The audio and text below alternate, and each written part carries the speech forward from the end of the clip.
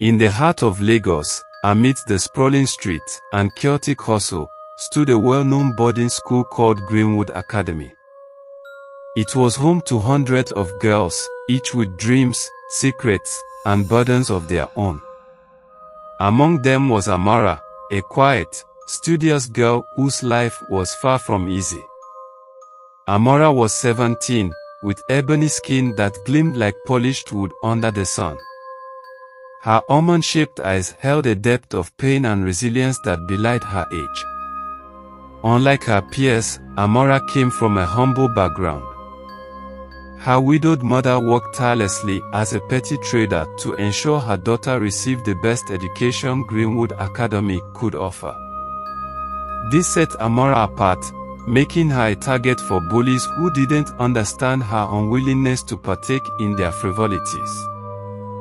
Her chief tormentors were a trio of girls known as the Golden Clique: Ada, Busy, and Kemi. They epitomized everything Amara was not: wealthy, fashionable, and always at the center of attention. Their lives revolved around partying, expensive clothes, and relationships with older men who funded their extravagant lifestyles. They mocked Amara relentlessly for not having a boyfriend and for refusing to secure the bag, as they called it. Amora, how long will you be a Holy Mary? Ada sneered one afternoon in the dormitory. Even nuns have sponsors these days.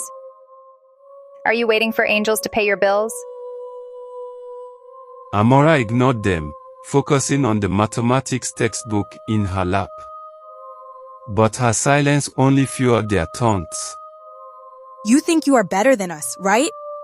Busy chimed in, her voice dripping with mockery. Keep deceiving yourself. Poverty is not holiness. That night, as the girls prepared for a secret outing to a nightclub, they decided to rope Amora into their plans. Amora, you're coming with us tonight, Kemi announced. Amora's head shot up in alarm. No, I'm not. I'm not interested. Ada crossed her arms and smirked. You think you have a choice? If you don't come, we'll make your life miserable.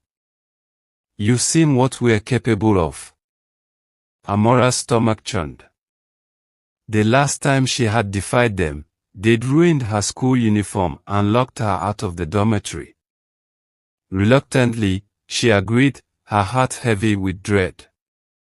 That night, they sneaked out of the school's gates and headed to a neon-lit club in Victoria Island. The music was deafening, the air thick with smoke and the clinking of glasses. Amora sat in a corner, clutching her bag, wishing she were anywhere else. The others danced and drank like there was no tomorrow. Amora, loosen up. Ada yelled, thrusting a glass of alcohol into her hand. Drink. It's just one night.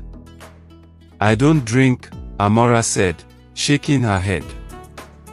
Drink it now, or we'll pour it on you, Busy threatened, her eyes cold. Tears pricked Amora's eyes as she took a hesitant sip. The burning liquid seared her throat, but the girls cheered, urging her to finish the glass. When she finally did, the world around her blurred. Her head spun, and her limbs felt heavy. Amora didn't notice when Ada signaled a man who had been watching them from the bar. He was tall, with a predatory smile that made her skin crawl. Before she could comprehend what was happening, he took her by the arm and led her to a dimly lit back room. No, please, she murmured weakly, but her protests were muffled by the music and her own disoriented state. The man didn't listen. He overpowered her, leaving her sobbing and broken. When she woke up hours later, she was alone, her body aching and her clothes in disarray. Blood stained the floor beneath her. The pain was unbearable, but the humiliation cut deeper. Amora struggled to stand, but her legs buckled beneath her. She lay there, helpless, until a boy's voice broke through her haze. Hey girl, are you okay right here? She blinked, her vision clearing to reveal a young man kneeling beside her. He looked no older than 19, with kind eyes and a concerned expression. His name was David, and he worked as a cleaner at the club to support his family. Please help me, I am in so much pain, he abused me. David didn't hesitate. He wrapped his jacket around her and carried her out of the club.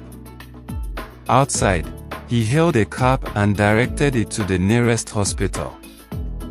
The journey was a blur for Amora, but David's presence was a beacon of comfort in her despair. At the hospital, the doctors treated her injuries and assured her she would recover physically, but the emotional scars would take time. David stayed by her side, offering words of encouragement and holding her hand through the ordeal. "You're stronger than this," he told her. "Don't let what happened define you." In the weeks that followed, Amora confided in the school's guidance counselor, who was horrified by her story. The Golden Clique's actions were exposed, and they were expelled from Greenwood Academy. The man who had assaulted her was arrested, thanks to David's testimony and the evidence the hospital provided. Amora's life didn't return to normal immediately, but she found solace in her studies and her faith.